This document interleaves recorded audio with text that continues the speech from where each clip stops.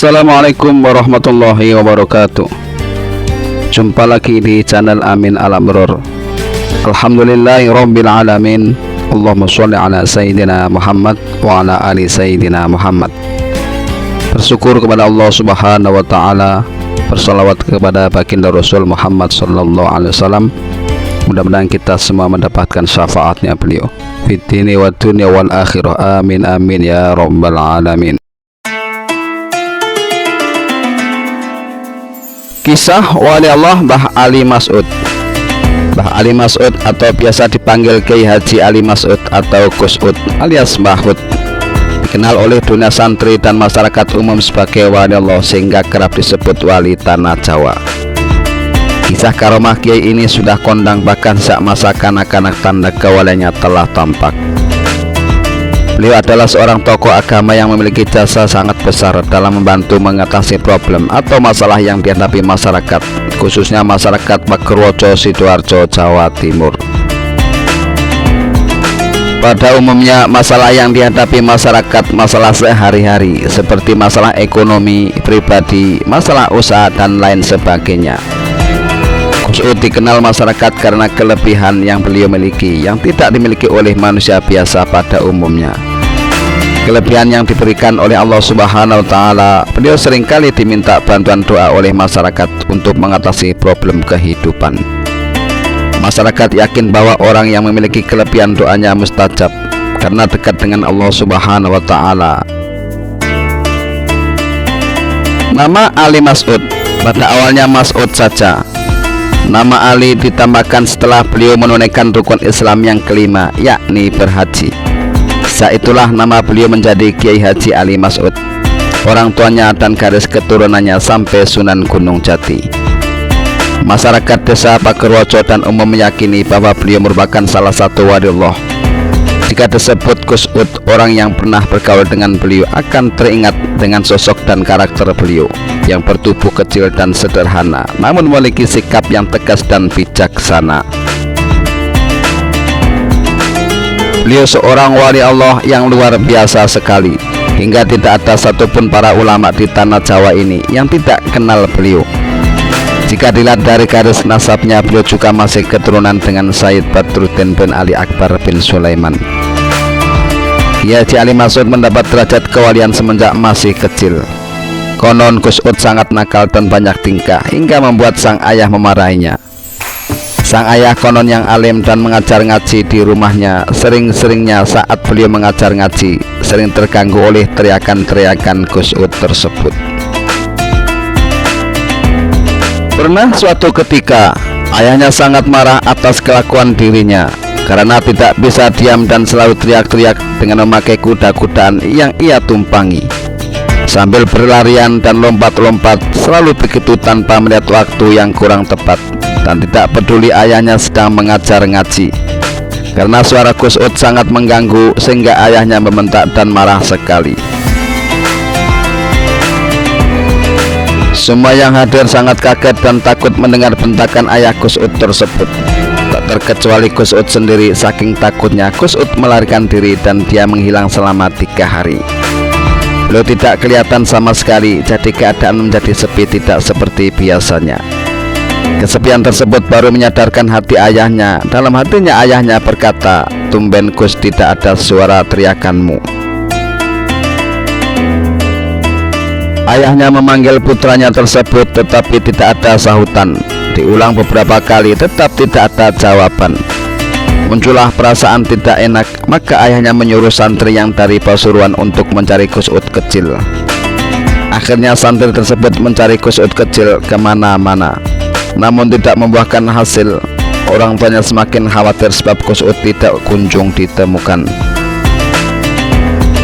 Akhirnya orang tuanya mengerahkan semua santri dan masyarakat sekitar untuk mencari Gus Ud. Konon pencarian tersebut sekitar kurang lebih 3 hari. Setelah sekian lama melakukan pencarian kemana saja Gus Ud tidak ditemukan. Salah seorang santri yang merasa kelelahan akhirnya berniat mandi di kamar mandi. Ia berharap dengan mandi rasa lelahnya akan hilang. Si santri tersebut masuk ke kamar mandi dan mengguyur badannya dengan air. lalu menggosoknya dengan sabun. Pada saat ia memakai sabun, matanya tertuju pada sebuah benda di kamar mandi. Rasanya ada pemandangan yang ganjil di dalam kolam kamar mandi, seperti ada ikan yang besar di dalam kolam tersebut. Sesekali bergerak pelan lalu diam lagi. Dia dekati pandangannya ke air kolam tersebut, dan memang benar ada sesuatu yang besar terbungkus kain sarung. Spontan saja si santri merasa ketakutan dan berlari keluar kamar mandi tanpa memakai baju. Setelah ia memakai baju, langsung lapor kepada kiainya yang tidak lain adalah ayahnya Gus Ud. Dilaporkan apa yang terjadi, sang kiai bergegas menuju kamar mandi tersebut. Karena heboh, para santri dan masyarakat juga ikut menuju kamar mandi. Sampai semua di kamar mandi, sang kiai melihat ke arah kolam, dan memang benar ada benda besar di dalam kolam. Diambilnya kayu yang agak panjang untuk menyentuh sesuatu yang ada di kamar mandi tersebut. Saat tersentuh kayu, benda tersebut bergerak-gerak tidak cepat. Tiba-tiba terbuka bungkusnya yang ternyata sarung yang dipakai selimut. Dan lebih mengagetkan lagi, ternyata suatu tersebut bukan benda, melainkan anak kecil. Dia tertunduk setelah tersentuh kayu, dan semua terbengong ketika melihat bahwa anak kecil tersebut ialah Gus Ud yang selama ini mereka cari. Ayahnya bertanya kepada Gus Ud. Gus Ud menjawab, "Lagi tidur ayah, saya ngantuk." "Sejak kapan kamu tidur di situ?" tanya ayahnya lagi. "Ya, sejak ayah marah-marah kepada saya," jawab Gus Ud. Subhanallah, semua ini terjadi atas kuasa Allah. Dalam kisah lain diceritakan suatu ketika pada saat musim haji, Gus Ud berangkat haji bersama dengan Kiai Haji Zubair bin Haris. Ketika rombongan haji diberangkatkan, di dalam pesawat Gus Ud mengucapkan kata yang sangat keras dan memukul benda di sekitarnya untuk alat musiknya. Semua rombongan haji yang dalam pesawat tidak bisa melarangnya karena mengetahui bahwa sosok Gus Ud cukup unik. Lalu salah satu awak pesawat memperingatkan kepada Gus Ud supaya tidak mengucapkan kata-kata yang keras demi kenyamanan bersama. Gus Ud pun kemudian terdiam dengan hati yang kesal. Lalu apa yang terjadi ketika Gus Ud terdiam? Pesawat yang ditumpanginya masih belum bisa berjalan dalam beberapa jam. Kemudian salah satu dari rombongan meminta kepada awak dari pesawat tersebut untuk meminta maaf kepada Gus Ud karena telah menyuruhnya untuk diam.